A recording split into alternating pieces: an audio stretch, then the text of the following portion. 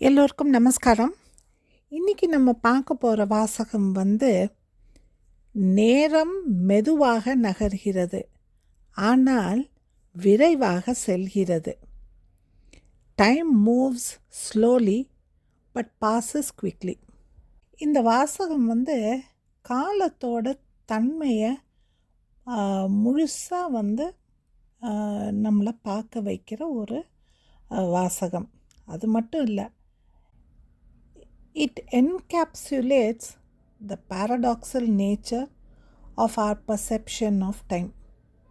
ஏன் அப்படி சொல்கிறேன்னா, இப்போது ஃபார் எக்ஸாம்பிள் ஒரு இம்பார்ட்டண்ட் டாக்குமெண்ட் ஒன்று போஸ்ட்டில் வரணும். அதுக்காக நீங்கள் வெயிட் பண்ணிகிட்ருக்கீங்கன்னு வச்சுக்கோங்க. அப்போது இந்த டைம் இருக்கு இல்லையா, இது ரொம்ப ரொம்ப மெதுவாக, அதாவது எவ்ரி செகண்ட் எவ்ரி மினிட் நமக்கு ஒரு பாரமாக இருக்கும்.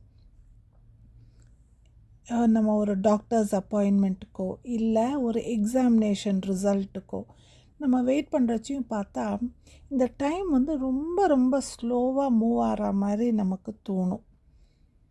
ஆனால் நம்ம வாழ்க்கையை ஒரு ப்ராடர் பர்ஸ்பெக்டிவாக நம்ம பார்க்குறோம் இல்லையா, அப்போ பார்த்திங்கன்னா நம்ம எவ்வளோ தூரம் எவ்வளோ சீக்கிரம் இந்த நாட்கள் ஓடி போச்சு அப்படின்னு ஒரு உணர்வை ஏற்படுத்தக்கூடியதாக இருக்கும்.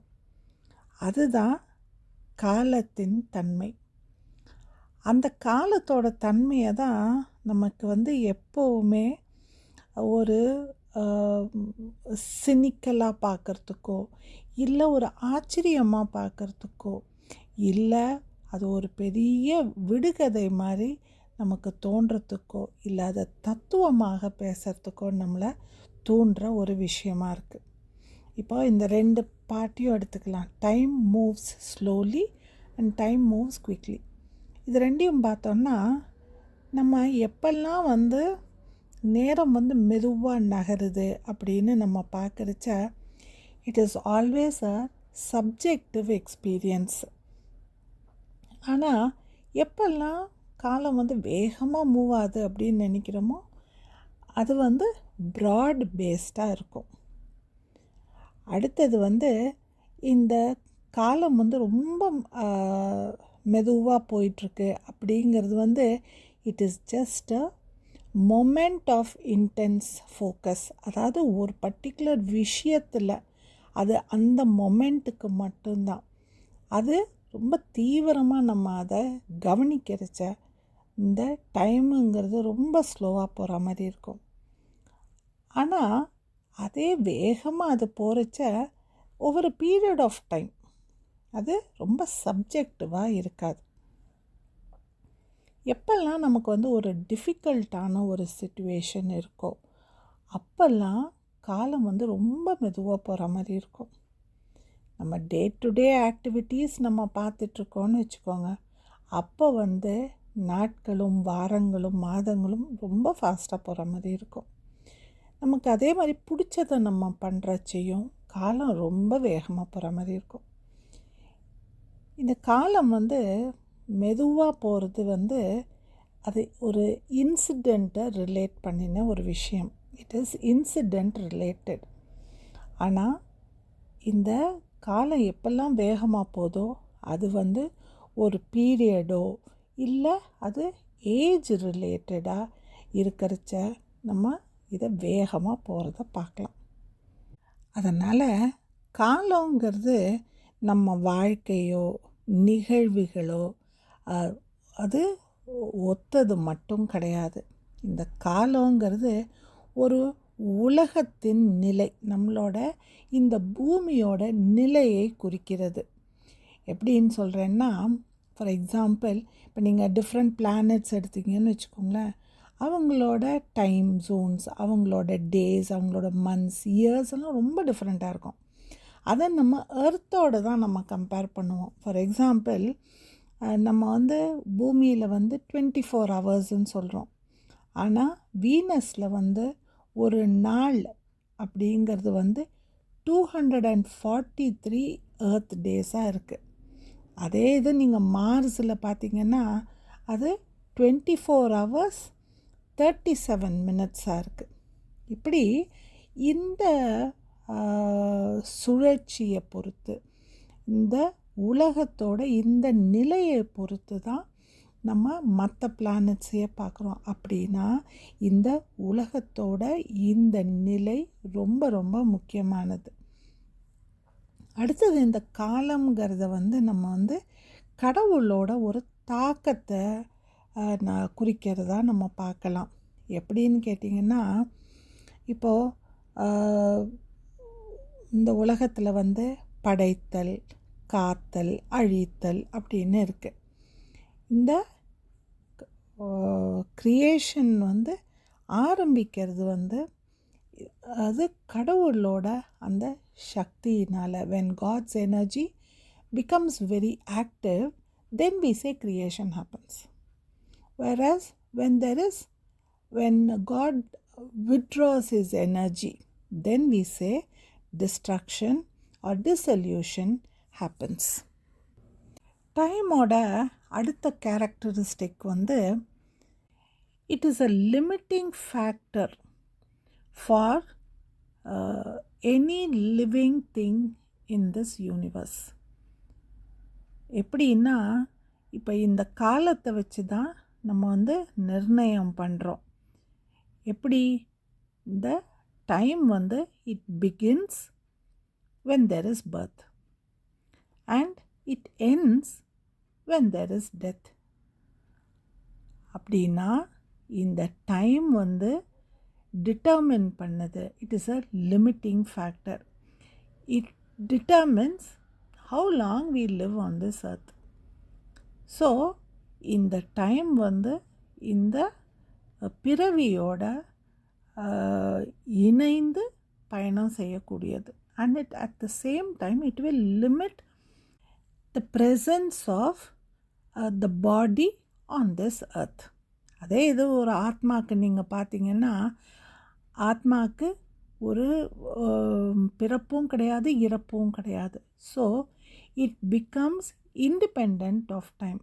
So time is not a limiting factor for an atma, but it is a limiting factor for the body. இப்போ நீங்கள் இந்த சூரிய சித்தாந்தம் நீங்கள் படிச்சிங்கன்னா அதில் இந்த காலம்ங்கிறது ரெண்டாக பிரிச்சிருப்பாங்க. ஒன்று ஃபைனைட், இன்னொன்று இன்ஃபைனைட். இந்த ஃபைனைட்டுங்கிறது என்ன? ஒரு ஆரம்பமும் ஒரு முடிவும் இருக்கிறது. ஆனால் ஒரு இன்ஃபைனைட்டுங்கிறது ஆரம்பமும் கிடையாது, ஒரு முடிவும் கிடையாது. இந்த ஃபைனைட் ஸ்டேட் ஆஃப் டைம் ரெண்டு விதமாக பிரிக்கலாம். ஒன்று த ப்ராக்டிக்கல், அதாவது மெஷரபிள் டைம். அது ஒரு ப்ராக்டிக்கல் டைம். இன்னொன்று ஃபிலாசபிக்கல் டைம். இது it is so small to be measured, so it is unmeasurable. எப்படின்னா, இதுக்கு எக்ஸாம்பிள் நம்ம பார்த்தோன்னா, இந்த ப்ராக்டிக்கல் டைமுன்னு சொல்கிறோம் இல்லையா, இதோட யூனிட் இப்போ எப்படி வெயிட்டுக்கு கிலோகிராம்ஸ், கிராம்ஸுன்னு சொல்கிறோமோ, அதே மாதிரி இந்த ப்ராக்டிக்கல் டைமோட யூனிட் பிராணா. இந்த ஃபிலாசபிக்கல் டைமோட யூனிட் த்ருதி. இந்த ப்ராக்டிக்கல் டைமை நம்ம இந்த பிராணாவோ இல்லை நம்ம இந்த மூச்சு காற்றோ இல்லை ரெஸ்பிரேஷனோ நம்ம சொல்கிறதுனால திஸ் பிகம்ஸ் வெரி ரியல். ஆனால் ஒரு ஃபிலாசபிக்கல் டைமில் த்ருதி it is not real, something that we can not touch or feel or sense them. ஆனால் ப்ராக்டிக்கல் டைம் இருக்கு இல்லையா, it is very real because we breathe. So நம்மளால் அந்த பிராண உணர முடியும். அதனால் இப்போ நீங்கள் இந்த 6 பிராணம் அப்படின்னு நம்ம எடுத்துக்கிட்டோம்னா மெஷர் ஆஃப் டைம், ஒரு பிராணா அதில் 6 பிராணாவாக அது கன்வெர்ட் ஆகிடுச்சா அது ஒரு வினாடி ஆகிடும்.